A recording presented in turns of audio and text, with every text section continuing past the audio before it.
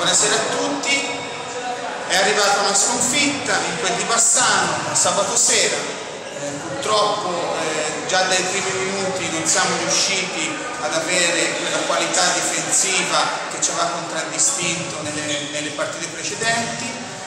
La squadra è entrata in campo molto morbida, senza una grande concentrazione. Non abbiamo rispettato le consegne, abbiamo subito canestri da situazioni che volevamo evitare.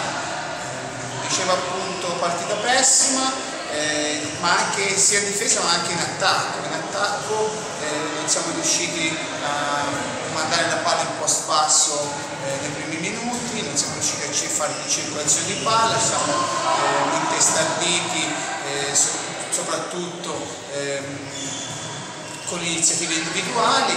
Questo ha pagato, ci siamo trovati sotto già nel primo quarto di 15 punti. Siamo riusciti a rientrare poi a -5, ma non siamo mai riusciti a dare quella zampata che ci permettesse comunque di ricondurre anche per solo qualche secondo. In attacco, dicevo, siamo stati deficitari, soprattutto per quanto riguarda le percentuali al tiro, 1 su 17 da 3 punti, chiaramente è una percentuale talmente bassa che è impensabile o comunque difficile poter portare a casa i risultati.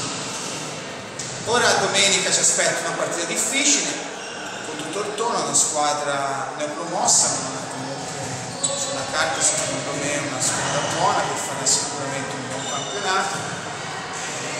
Una partita difficile anche perché abbiamo bisogno di tornare a vincere immediatamente in casa nostra, e se ci riuscissimo direi che comunque il nostro campionato è su una riga, su un binario decente.